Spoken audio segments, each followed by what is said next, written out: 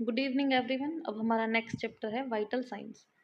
अब ये part wise आएगी वीडियो। सबसे पहले हम टेम्परेचर जो टॉपिक है उसके बारे में बात करेंगे। Let's start our video. अब देखो, पहले इसका इंट्रोडक्शन। वाइटल साइंस होते क्या हैं?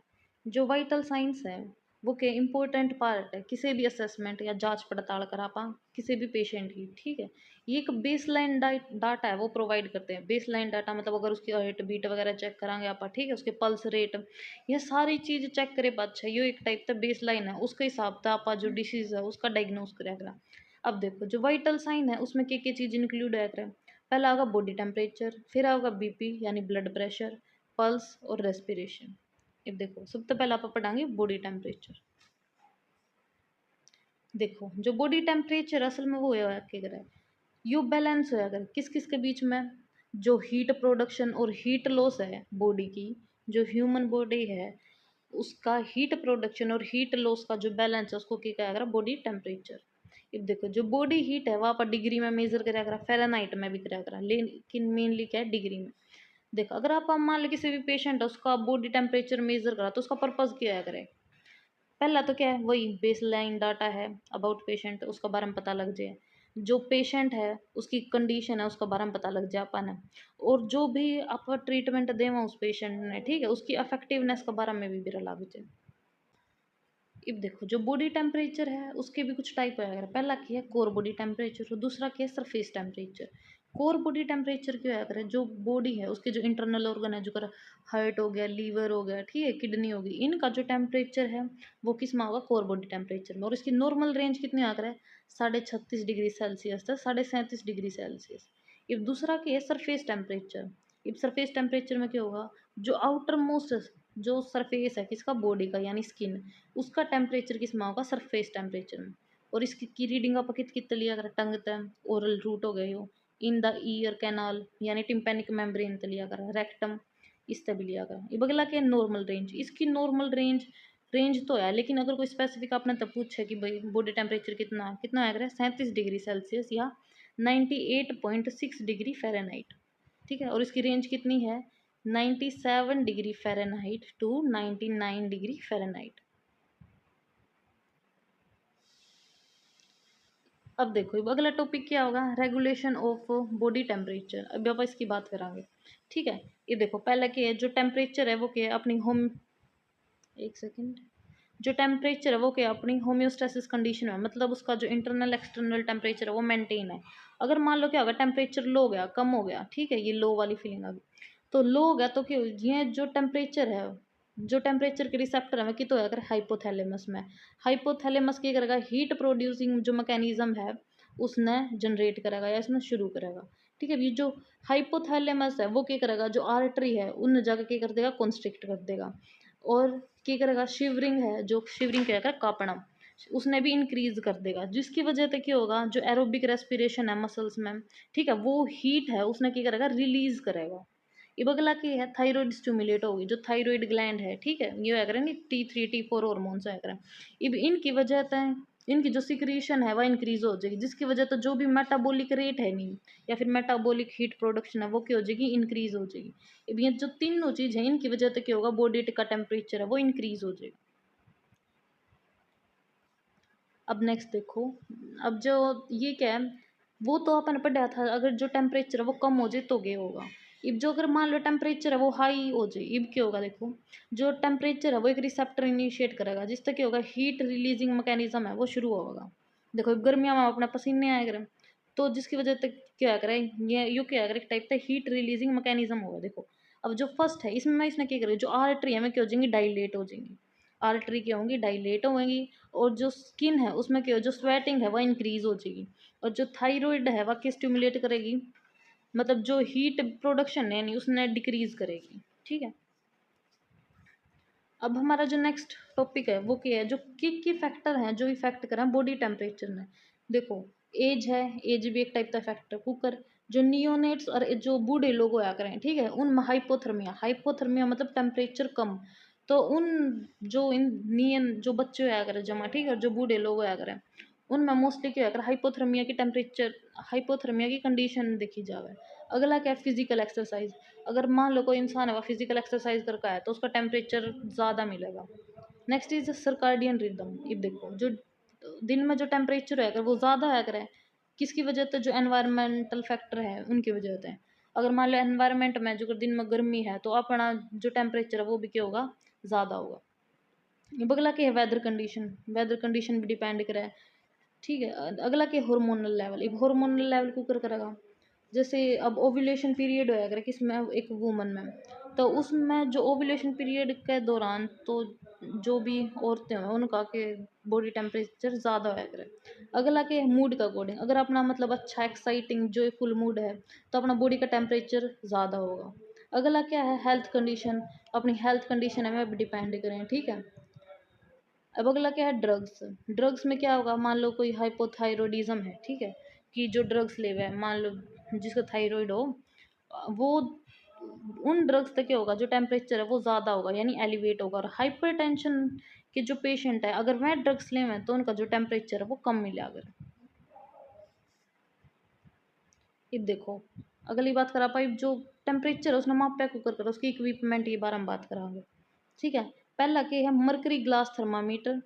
अग यो है मतलब पिछले ज़माने उनमें यूज़, बाकी भी कराया ही जावे यूज़, लेकिन ये बहुत कम यूज़ हो रहा है इसका, ठीक है। तो ये पास्ट टाइम में यूज़ कराया जाया करता।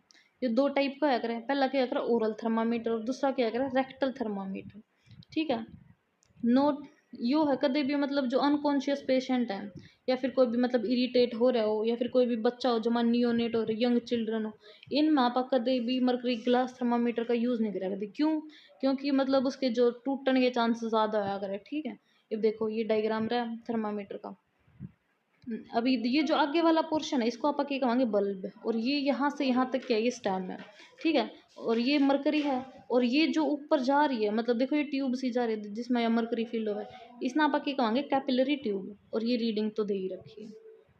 ये देखो ये डायग्राम आ गया एक ओरल थर्मामीटर का और एक अगला रेक्टल थर्मामीटर। जो ओरल थर्मामीटर है अब देखो इसका जो ये बल्ब है या क्या होगा, नैरो होगा और लंबा है। और इसका क्या है, शॉर्ट राउंड है। इसका शॉर्ट राउंड क्यों है, कोई भी इंजरी ना हो रेक्टल रीजन में इसलिए।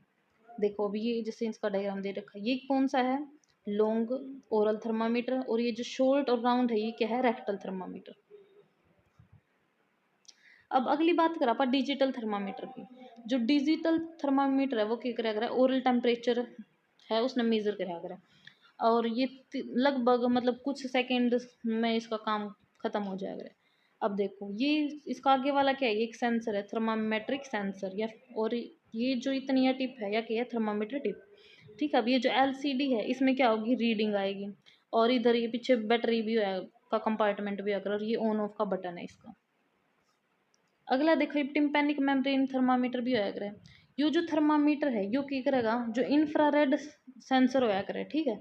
जो एक टाइप तक डिटेक्ट करेगा किस में जो भी है, देखो यार टिम्पैनिक मेम्ब्रेन नहीं दे रखी, इसमें या कितनी हीट प्रोड्यूस करे है वो क्या होगा, टिम्पैनिक मेम्ब्रेन थर्मामीटर। यो है ईयर कैनाल उसमें इंसर्ट कराया जावे, यो कितनी देर में रीडिंग दिया करे, 1 से 3 सेकंड में, सब तो जल्दी दिया करे। ये बगला देखो क्या है, सेंसर टच थर्मामीटर। देखो ये रही सेंसर टच वाले, ये कोरोना वाइन पे तो चेक करा कर दे मोस्टली। अब देखो जो थर्मामीटर है वो क्या है, इंफ्रारेड मेजरमेंट करेगा इसकी स्किन का जो टेम्परेचर है उसकी। ये कोई रिलायबल को नहीं आएगा, क्यों नहीं आएगा भाई, ये जो एक्सटर्नल एनवायरनमेंट है उस पर भी डिपेंड होगा। अगर मान लो बाहर मतलब ठंड है, ठीक है, और तो अपना बॉडी का जो टेम्परेचर है वो थोड़ा हाई जा रहा है तो जो अपना बॉडी का टेम्परेचर है वो थोड़ा कम में दिखाओगा। क्यों? क्योंकि मतलब बाहर ठंड है, बाहर के भी फैक्टर डिपेंड करे इसके ऊपर। ये बगला के डिस्पोजल सिंगल यूज थर्मामीटर। ये देखो डिस्पोजल होता है अपना मेरे लगे एक बार इसने यूज करके फेंक दिया करा। ये एक पैच होया करा, टेप होया करा, देखो ये डायग्राम दे रखा है, देखिए टेप पैचेस जैसे एक टाइप था। और ये जो यूज कराया जाएगा कद, मतलब चत एब्डोमन पे यूज कराया जाएगा और या फोरहेड अपना माथा पे। और ये जो रीडिंग देगा कैसे देगा, देखो इसमें देखिए कलर चेंज होने लग रहे हैं, इससे क्या देगा, ये रीडिंग देगा। और आप इसमें मोस्टली इनका यूज़ किस में करेगा, एक टोडलर में, ठीक है। टोडलर क्या करे, 1 से 3 साल का बच्चा ने क्या करा, टोडलर। और जो यंग चाइल्ड है, यंग मतलब 3 तक मान लो 10 साल तक का। और अगला क्या है, ये जो मॉनिटर टेम्परेचर ना करेगा कितने कुछ 6 सेकंड में कर देगा। देखो ये पापा बात करेंगे साइट और जो भी मेथड है किसके, जो बॉडी टेम्परेचर उसने असेस करने खातर इब सब तो पहला के ओरल टेम्परेचर यानी जो ओरल रूट है उसका आप जो टेम्परेचर है वो मेज़र करांगे, ठीक है। इब इसकी लोकेशन क्या होगी, आपका जो टंग है उसका बेस यानी फ्रेनुलम क्या करें जितना टंग शुरू हो, ठीक है, जो स्टार्टिंग पॉइंट है टंग का उसने क्या करा फ्रेनुलम। इब ये देखो ये जो फ्रेनुलम है इसकी साइड में टेकना अपन है थर्मामीटर। अगर मान लो ग्लास थर्मामीटर है तो अपन ने 2 से 3 मिनट तक वेट करना है। अगर मान लो वो डिजिटल थर्मामीटर है तो वो 60 सेकंड में टेम्परेचर बता देगा अपन कितना है। इब नेक्स्ट क्या है, मतलब कि जो चीज़ अपन ध्यान में रखना है जब आप ओरल टेम्परेचर उसने चेक करा, जो है बच्चे हैं उनका तो जमा भी सूटेबल नहीं है, जाता है मतलब उसने मुंह में लेकर उसने काट देंगे, ठीक है, तो जिसकी वजह तो मरकरी वाला थर्मामीटर है वो ब्रोक हो जाएगा और मरकरी है वह उसका माउथ में चली जाएगी। अब उसके बाद क्या है, जो पेशेंट है अगर उसने कुछ ठंडा या गर्म खाना खा रखा हो तो आप उसने रिकमेंड कराएंगे कि भाई 30 मिनट तक तू वेट कर। अगर मान लो उसका कोई भी ओरल कैविटी डिसीज़ है, मान लो उसका कोई कैंसर है, ठीक है, या उसके फेरिंग्स में कोई मतलब उसकी सर्जरी सर्जरी है कुछ भी होया तो आप उस मैं ओरल टेम्परेचर चेक कौन करा। ये बगला की है जो पेशेंट है मान लो वो ऑक्सीजन रिसीव करे किसी भी ऑक्सीजन मास्क है तो आप उसमें भी ओरली टेम्परेचर चेक नहीं करेंगे। ये बगला की है tympanic membrane temperature. Tympanic membrane यानी ये कि ईयर का पार्ट हो, एक्सटर्नल ईयर का पार्ट है नहीं हो। ये भी इसमें देखो ये क्या है, ये जो टिम्पैनिक मेम्ब्रेन थर्मामीटर होया करेगा, ठीक है, ये भी चेक करेगा अगर इसमें इसमें कितनी लगभग रेंज पाया करें 36.8 degree Celsius to 37.8 degree Celsius. और उसकी प्लेसमेंट इसकी लोकेशन कितना करेगा करें, जो पेशेंट है वो चाहे तो बैठा होगा जस्ट टेढ़ा लेटा हुआ यानी साइड लेइंग पोजिशन में होगा। जो अडल्ट और जो चिल्ड्रन है, ठीक है, 3 साल तक बड़े, उनमें आपको पहले तो उसका जो कान है उसका कि जो लोअर पार्ट है उसने अपन नीचे की तरफ खींचांगे। देखो ये जिसका लोअर पार्ट है पहले इसने अपन नीचे की तरफ खींचांगे, ठीक है, फिर जो इसका यहाँ तक पकड़ के ना फिर इसका पीछे की तरफ मतलब बैकवर्ड तरीका बैकवर्ड इसने क्या करांगे स्ट्रेट करांगे, जिसकी वजह से क्या होगा जो ईयर कैनाल है वह क्या हो जाएगी स्ट्रेट हो जाएगी। देखो दोबारा पहले इसका जो डाउनवर्ड वाला पार्ट है इसने नीचे खींचांगे और बैकवर्ड साइड में खींचांगे जिसकी वजह से इसकी ईयर कैनाल है वह क्या हो जाएगी सीधी। तो आप आराम से टेम्परेचर उसने मेज़र कर सका। ये बगला क्या है axillary temperature. Axillary temperature axial region ये वाला यहाँ पे चेक करते हैं जो या क्या मोस्ट प्रेफरेबल साइट है किसी भी हॉस्पिटलाइज्ड पेशेंट में या फिर कोई भी जो बालक है उनमें। इसने प्लेस कित करा करा प्लेस जो भी यो क्या है यो थर्मामीटर किस में करांगे आर्म पिट में प्लेस करांगे इसमें, ठीक है। आप एक हाथ तक ये मतलब जो पेशेंट है उसकी आर्म में पकड़ांगे और जब तक मेजरमेंट कंप्लीट नहीं हो जाती तब तक अपन है वो जो पेशेंट की आर्म है वह होल्ड करके रखनी है। तो जो नॉर्मली एक्सिलरी टेम्परेचर उसकी रेंज कितनी आ करें मतलब 35.9 तक 36.9। ये बगला के है जो एक्सिला रीजन है, ठीक है, पहले अपन वो साफ करना है किसी भी ड्राई टावल तय उसके बाद टेम्परेचर चेक करना है।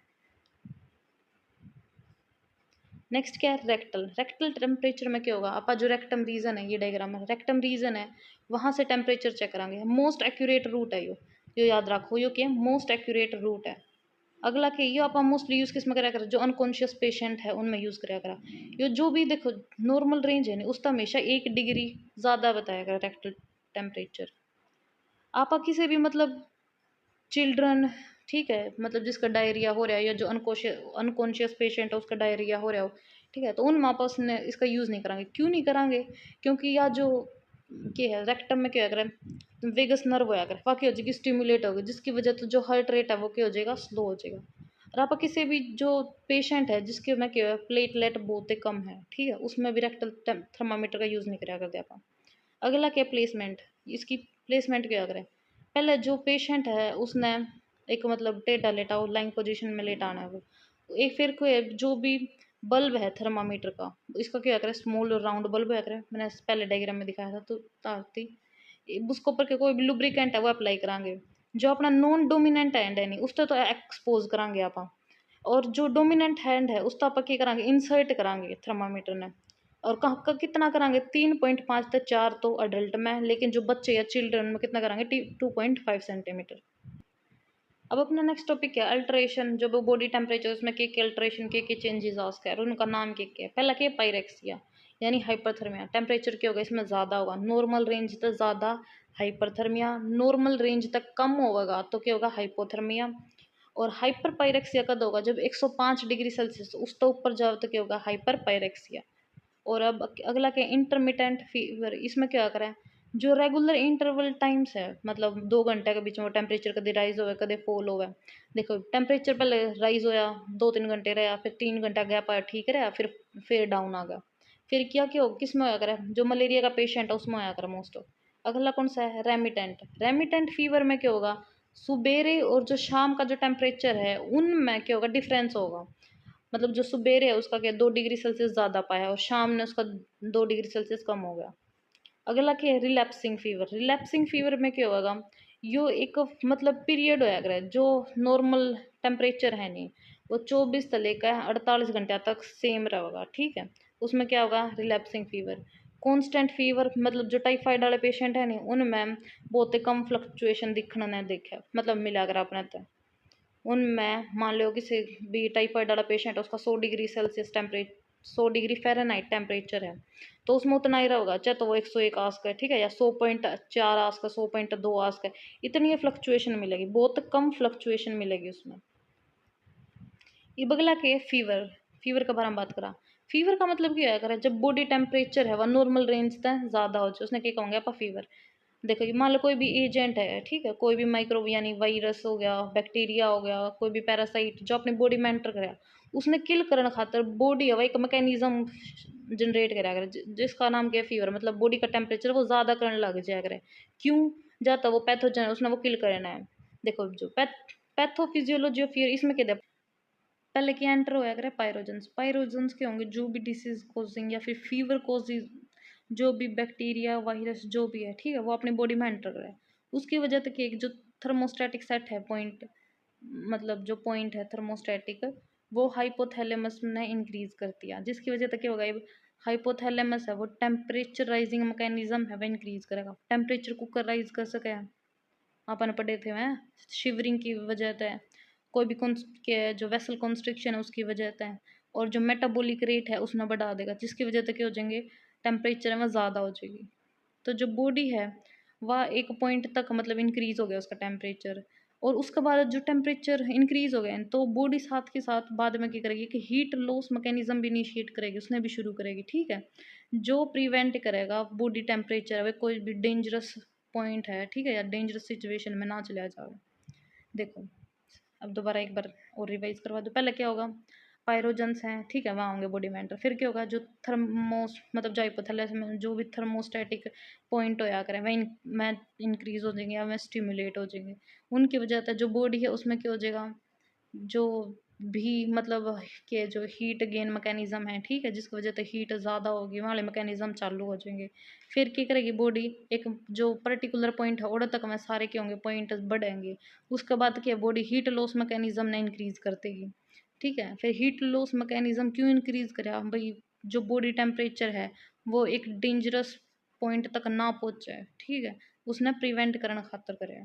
क्लिनिकल मैनिफेस्टेशन ऑफ फीवर, यानी जो जो साइन और सिम्टम है फीवर के क्या हैं। पहला क्या होगा, उसमें भूख नहीं लगेगी पेशेंट ने, सिर में दर्द रहेगा उसका, हॉट ड्राई और फ्लश्ड स्किन रहेगी, थर्स्ट प्यास नहीं लगेगी, मसल एक मतलब जो मसल्स हैं उसके उनमें बहुत दर्द रहेगा, फटीग थकान रहेगी उसमें, जो पल्स और जो भी रेस्पिरेटरी रेट है वो बहुत ज़्यादा बढ़ जाएगा, confusion and delirium experienced bye जो भी बूढ़े लोग हैं, ठीक है, उनमें कई बार कन्फ्यूज़न मतलब कन्फ्यूज्ड हो रहा है मैं, ठीक है, उन्हें बिना नहीं होता कि करना कि नहीं। अगला क्या है, डेलीरियम। डेलीरियम का मतलब क्या है, जो भी वो उसके आसपास की सराउंडिंग उस तक उससे अवेयर नहीं होता, उसका कंसंट्रेशन कौन रहता किसी भी चीज़ पर, कन्फ्यूज हो जावे, वो क्या है डेलीरियम।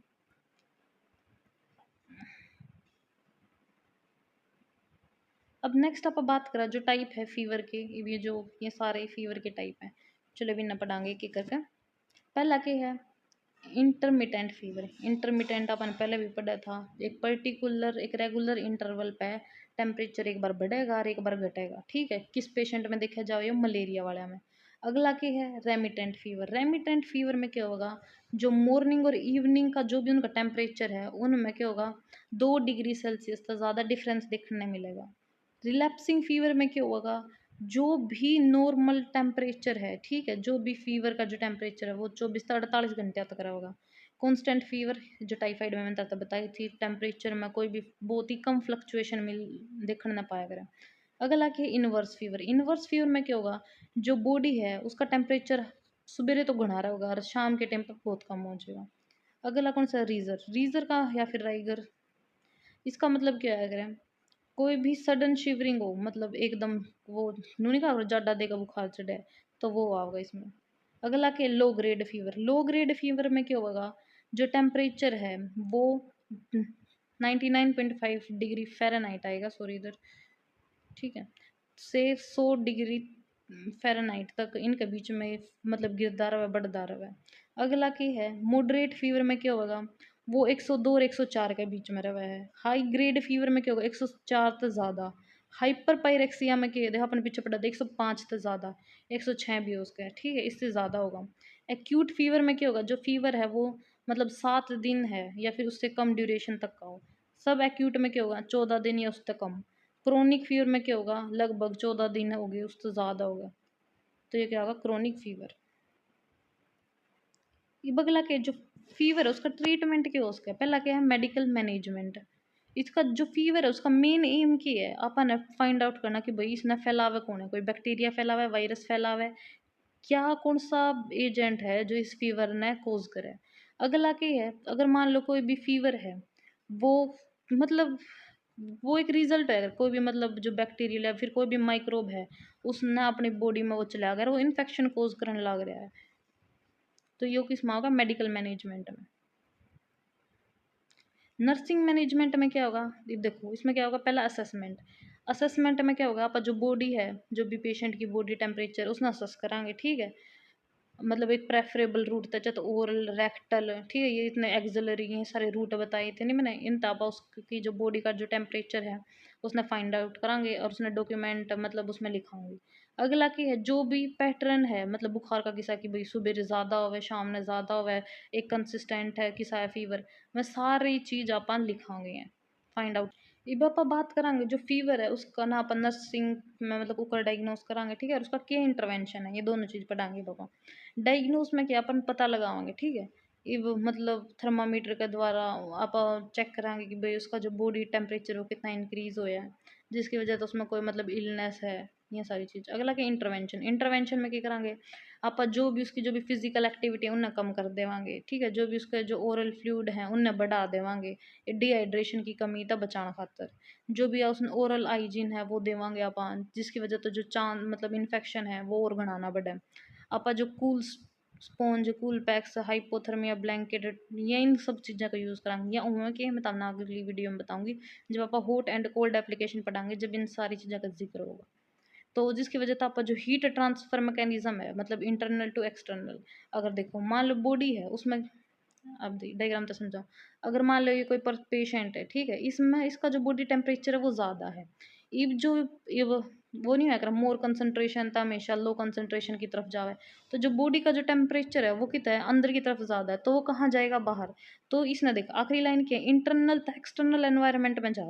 देखो अब अगला टॉपिक है हाइपरथर्मिया। हाइपरथर्मिया में क्या होगा, किसी भी नॉर्मल रेंज है उस तक जो बॉडी का टेम्परेचर वो बढ़ जा, राइज हो जाए। अब ये भी 3 टाइप का है, पहला है हीट क्रैम्प, हीट एग्जॉशन और हीट स्ट्रोक। हीट स्ट्रोक सब तक है लास्ट स्टेज है, इम्बैलेंस स्टेट हुआ है, ठीक है। पहला के इटियोलॉजी मतलब कोजिंग फैक्टर के केस में, मतलब डिहाइड्रेशन की कमी हो, ठीक है, और सोडियम का जो लेवल है वो बहुत कम हो, जिसकी वजह से हीट क्रैम्प्स होया करें। अगला के ईट एग्जॉशन, इसमें क्या होगा, डिहाइड्रेशन होगा और एक्सक्रीशन होगा, ओवर एक्सक्रीशन हो जाएगा, ठीक है, मतलब जो सोडियम का जो लेवल जो सोडियम है वह के यूराइनरी सिस्टम तय मतलब नु बाहर जाने लग रहे हैं। अगला क्या है, इसमें क्या हो जाएगा, इम्बैलेंस हो जाएगा, जो भी मतलब सोडियम का आयन है, जो भी थर्मोरेगुलेटरी सिस्टम है, जो भी पार्टिकल्स हैं उनका क्या हो जाएगा, इम्बैलेंस हो जाएगा। ये भी इसमें साइन और सिम्टम क्या होंगे, इसमें भाई मतलब मसल क्रैम्प्स होंगे, ठीक है, पेन मतलब दर्द होगा हाथ पैर में। अगला क्या, प्रोफ्यूज स्वेटिंग मतलब पसीने का नहीं होंगे। और इसमें हीट एग्जॉशन में क्या होगा, 100 से 104 के बीच में इसका टेम्परेचर पाओगा। थर्स्ट प्यास का नहीं लगा, इसका मतलब नोजिया मतलब नू नहीं है बेचैनी सी टाइप, वोमिटिंग तक पहले स्टेज जो है करे नहीं वह क्या करे, नोजिया, उसके बाद होगी वोमिटिंग, उल्टी अल्टी पड़ेंगी, उसकी वीकनेस होगी, ठीक है। अगला क्या है, डायफोरेसिस और जो प्रोफ्यूज इन दोनों का एक क्या मतलब है कि भाई उसकी बहुत ज़्यादा स्वेटिंग होगी। अगला क्या है, ये क्या हीट स्ट्रोक। हीट स्ट्रोक में क्या होगा, जो टेम्परेचर है वो 104 डिग्री तो ज़्यादा जा रहा है, जिसमें जो अपनी स्किन है वो बहुत गर्म और ड्राई ड्राई सी दिखेगी। एब्डोमिनल डिस्ट्रेस होगा, मसल क्रैम्प होंगे इसमें, ठीक है। विजुअल डिस्टर्बेंस अपन देखने में भी मतलब नू नहीं होया करे कि जब बना हाई टेम्परेचर हो रहा है तो फ़ोन भी नहीं सही डाल देखा जाएगा, तो यह होगा उसमें। इसमें कॉन्शियसनेस है, बेहोश भी हो उसका इंसान। ये अगला कि इसकी मैनेजमेंट की है, आप कोई भी प्रेशर है वो अप्लाई करा मसल्स पे, ठीक है। उसने जो मतलब नू पैर हाथ पैर नहीं दाब्या करा तो ये आ जाएगा इसमें। आइस पैक उनका यूज़ करा, उसने पानी देवा। अगला की है हीट एक्सोशन में क्या है, उसने जो लूज लूज कपड़े पहनाने हैं। और की है वो जो कूल जो भी मतलब उसके जो क्लोथ हैं, ठीक है।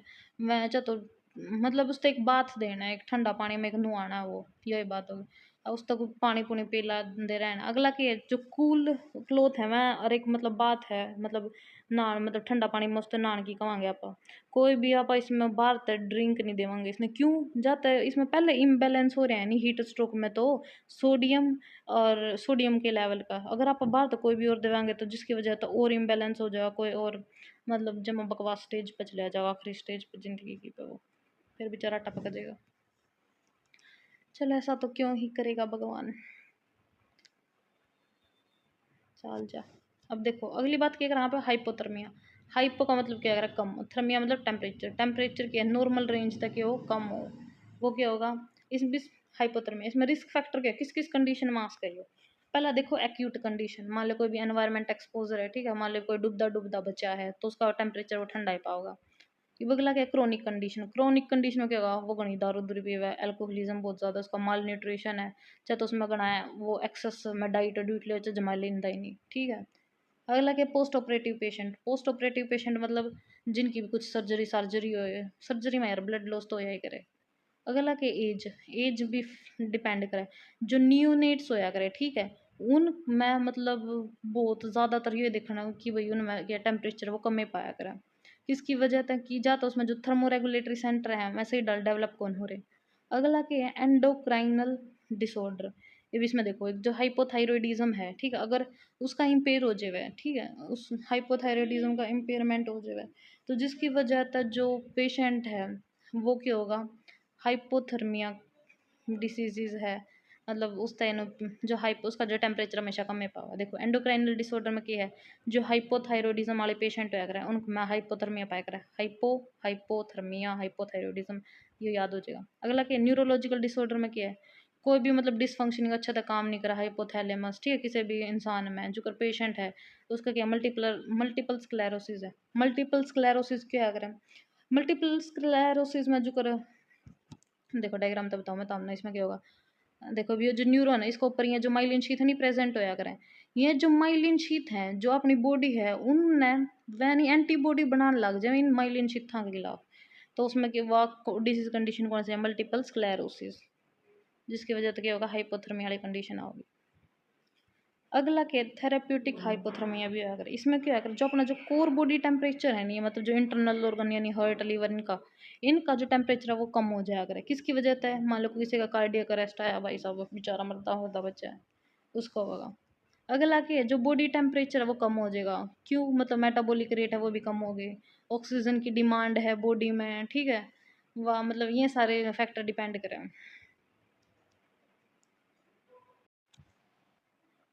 अब हम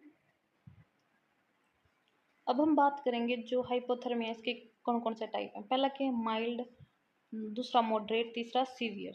माइल्ड में क्या होगा, जो 95 डिग्री और 90 डिग्री के बीच में रहेगा। जो 90 डिग्री तक भी कम चला जा वो क्या होगा, मॉडरेट में। और जो 82 डिग्री तक कम चला जा वो किस में होगा, सीवियर में। देखो 95 डिग्री फ़ारेनहाइट तक कम पाओ तो माइल्ड, मॉडरेट में 90 तक कम, सीवियर में 82.4 तक कम। अब इसके सिम्टम देखो क्या क्लिनिकल मैनिफेस्टेशन मैंने बताई थी, साइन और सिम्टम ने कहा था। इसमें क्या क्या है, पहला तो क्या होगा, माइल्ड में उसका जो बीपी है वो बढ़ जाएगा, शिवरिंग कांपना शुरू करेगा वो, उसकी जो भी रेस्पिरेटरी और जो भी पल्स रेट है वह भी इंक्रीज हो जाएंगी, ठीक है। नोजिया मैंने बताई थी, वोमिटिंग तो पहला स्टेज हो जाएगा नोजिया, उसने बोलने में और मतलब जो कोऑर्डिनेट करने में बहुत मुश्किल होगी। अगला की जो उसकी जो हार्ट रेट है और जो भी रेस्पिरेटरी रेट है वह क्या हो जाएगी, कम हो जाएगी। और कॉन्शियसनेस है वह भी, उसमें भी दिक्कत आ गई भाई, मतलब उसमें थोड़े चक्कर चक्कर से आने लग जाएंगे। अगला के जो उसका प्यूपिल है वो क्या हो जाएगा, डाइलेट हो जाएगा। और उसका जो ब्लड प्रेशर है वो क्या हो जाएगा, कम। ये सीवियर कंडीशन में क्या होगा, उसकी बॉडी है वो अपना भी बंद कर जाएगी, उसने सांस लेने में दिक्कत आएगी, और उसकी जो पल्स है वह भी क्या हो जाएंगी, बहुत कमज़ोर हो जाएंगी। और जो उसका प्यूपिल है, आँख के अंदर नहीं अगर ब्लैक ब्लैक हाँ वो डॉट हाँ, तो वो क्या हो जाएगा, वो कुछ रिएक्ट नहीं करना, ना वो डायलेट होवे ना वो कंस्ट्रिक्ट होवे। हार्ट फेलियर और पल्मनरी, देखो ये तीनों बताऊंगी मैं। हार्ट फेलियर क्या हुआ, देखो पहले क्या पल्मनरी एडिमा। एडिमा का मतलब कि वो है जो टिश्यू है, ठीक है, जो उसका एक्स्ट्रा सेलुलर फ्लूइड है वो ज़्यादा हो जाए, जिसकी वजह तक क्या हो जाए, सूजन साजन सी हो जाया करे। अगर वो पल्मनरी जो कि लंग्स वाली जगह हो जाए तो वो क्या होगी, पल्मनरी एडिमा। ये बगला के एपैथी। एपैथी में क्या होया करे, मान लो मतलब जो उसकी कंसंट्रेशन पावर है, ठीक है, वो किसी भी चीज़ पे कंसंट्रेट बढ़िया डाल नहीं कर पाता, वो होगा एपैथी। बगला के कार्डियक अरेस्ट। ये देखो दो चीज़ होया करे, सॉरी तीन होया करे, एक तो होया करे कार्डियक अरेस्ट, एक होया करे हार्ट फेलियर, एक होया करे हार्ट अटैक। अब देखो कार्डियक अरेस्ट में क्या होगा, जो हार्ट है वो बीट करना ही बंद कर देगा, किसकी वजह से, जो इलेक्ट्रिक इम्पल्स हैं, ठीक है, मैं मतलब बंद होगी, या फिर मैं जनरेट होना बंद, जो क्रेस्टी नोड ए बी नोड है ये काम करना सही ढंग ना करें। अब अगला क्या है, ये अगला है हार्ट फेलियर। हार्ट फेलियर में क्या होगा, जो हार्ट की मसल है, ठीक है, वह बहुत कमज़ोर हो जाएंगे, जिसकी वजह से जो ब्रेन है उसमें सही ढंग ऑक्सीजन नहीं पहुंच पावे, जो बॉडी की जो ऑक्सीजन डिमांड है वह ज़्यादा हो जाएंगी, जिसकी वजह से क्या होगा, हार्ट फेलियर। अब हार्ट अटैक है, इसमें क्या होगा, इस कोई मान लो क्लोट है वो फंस गया, या कोई भी ब्लॉकेज होगी, ठीक है, जिसकी वजह से जो दिमाग है और तक ऑक्सीजन ना पहुंच पाई, वो किस में होगा, हार्ट अटैक में। अब नेक्स्ट टॉपिक है ट्रीटमेंट। अगर मान लो किसी भी पेशेंट है उसका हाइपोथर्मिया हो तो आप उसने ट्रीट क्यों कराएंगे, पहला कि आप उसने गर्म करने की कोशिश कराएंगे, ठीक है। ये भी दो टाइप का है, एक तो इंटरनल रिवार्मिंग होगा, एक होगा एक्सटर्नल रिवार्मिंग। इंटरनल जो उसकी कोर मतलब जो उसके जो भीतर है नहीं, मान ले जो ये क्या है, ये हार्ट किडनी ये सारी जो ऑर्गन्स हैं उन आप गर्मी प्रोवाइड करा कुकर कर सका। ये जो भी इंट्रावेनस एडमिनिस्ट्रेशन है, मतलब जो भी फ्लूइड है वह दे वहाँ पर उसने, और जो भी मतलब गर्म ऑक्सीजन ह्यूमिडिफाइड ऑक्सीजन है करवा देगा उसने। ये बगला के एक्सटर्नल रिवार्मिंग। एक्सटर्नल रिवार्मिंग मतलब बाहर तक कोई चीज़ प्रोवाइड करावा। ये भैया भी दो टाइप के, एक तो एक्टिव एक होगा पैसिव। एक्टिव में क्या होगा, आपा उसने मान लो कोई गर्म ब्लैंकेट देवा, ठीक है, हीटिंग पैड्स देवा, कोई भी मतलब रेडिएंट हीट देवा, जो पेशेंट है उसकी स्किन का मतलब उसकी स्किन डायरेक्टली हीट प्रोवाइड करे, ये किस मांगे, एक्टिव में। लेकिन पैसिव में क्या होंगे, मतलब ये जो हीट का जो लॉस है उसने कम करेगा कुकर, जो कर हीट प्रोडक्शन है उसने इंक्रीज कर दे, जैसे जो भी उसके गिल्ले कपड़े हैं उन्हें रिमूव कर दे, जो ब्लैंकेट है उन तक कवर कर दे। ये आगे पैसिव में। देखो एक्टिव में क्या होगा, मतलब उसने ब्लैंकेट वगैरह देवांगे, ठीक है, मतलब वो आपको सीधा उसने हीट प्रोवाइड कराएंगे। और पैसिव में मतलब आप वह मैकेनिज्म कैंसिल कर देंगे जो उसने मतलब गर्मी प्रोवाइड ना करने देंगे, जिसकी वजह से मतलब जो उसकी बॉडी है, ठीक है, उसमें घनी ठंड है, मान लो जो उसके कपड़े गीले हैं उसकी वजह से तो भी ठंड लग गया करे नहीं। ये बगला के नर्सिंग मैनेजमेंट। नर्सिंग मैनेजमेंट में क्या होगा, पहला के असेसमेंट। असेसमेंट क्या होगा, आप उसका बॉडी टेम्परेचर वो चेक कराएंगे, ठीक है, जो पेरिफेरल रूट हैं अपने उन तक, और एक जो डॉक्यूमेंट है उसमें लिख लेंगे। अब अगला क्या है, जो भी पैटर्न है उसका हाइपोथर्मिया का, मान लो उसका क्या सुबेरे मतलब उसका 82 डिग्री सेल्सियस टेम्परेचर था, उसका दिन में कितना हो गया, 90 हो गया, शाम होते होते उसका 95 हो गया। तो ये जो भी उसका जो भी पैटर्न है, ठीक है, और जो भी उसका एक्सटेंट या कोर्स है, कितना टाइम तक उसका फीवर है, मतलब ये सारी चीज़ें आप लिखांगे। और जो भी मतलब रेस्पिरेशन है, रेस्पिरेशन के बाद के जो भी प्रोसीजर होया करें, मान ले जो जो ये हाइपोथर्मिया के पेशेंट है नहीं, इन्हें मोस्ट ऑफ क्या करें, सांस लेने में दिक्कत होया करे, तो जिसकी वजह से आप उन्हें कोई भी रेस्पिरेशन वाले प्रोसेस के बाद आप मतलब कोई भी उसके टेस्ट वगैरह कराएंगे, ठीक है, कोई भी असेसमेंट कराएंगे उसकी। अगला क्या, नर्सिंग डायग्नोस। नर्सिंग डायग्नोस में क्या होगा, जो हाइपोथर्मिया है वो किसी भी मतलब इलनेस उससे रिलेटेड है, आराम बिल्कुल आसान बात है यार। ये मान लो कुछ भी अगर अपनी बॉडी में टेम्परेचर कम हो या टेम्परेचर बढ़ा तो कोई बीमारी का संकेत है वो, जिसकी वजह से जो बॉडी का टेम्परेचर वो क्या हो गया कम। ये अगला क्या है, इंटरवेंशन। इंटरवेंशन में भी आगे दो चीज़ आवे। इंटरवेंशन में क्या कर सका पा, मतलब बात आपकी प्रोवाइड करा उसने, मतलब कोई भी जो गर्म फ्लूइड है मैं देश का, हाँ इधर फ्लूइड आएगा सॉरी। पहला क्या, रिवॉर्मिंग। रिवॉर्मिंग में क्या होगा, पा उस पेशेंट ने मतलब कोई भी जो उसने घने सारे कपड़े परा दे, ठीक है, या फिर ब्लैंकेट है, जो हीटिंग पैड है इनका यूज़ करे गर्म करने खातर, जो वार्म फ्लूइड है उनने उस पे मतलब गर्म गर्म चाय पिलाओ, गर्म गर्म पानी, गर्म गर्म कॉफ़ी, ठीक है। ओरली मतलब जो भी इंट्रावेनस रूट है उस पर भी मतलब, और इंट्रावेनस रूट तक नू कौन कि भाई तुम उसको कॉफ़ी गिरन ला करे हो चाय गिरन, मतलब जो पर्टिकुलर जो भी चीज़ है अगर मैं गिरनी हो, सॉरी दे नहीं हुआ है। सो इधर हमारा टेम्परेचर ख़त्म हुआ। Bye bye.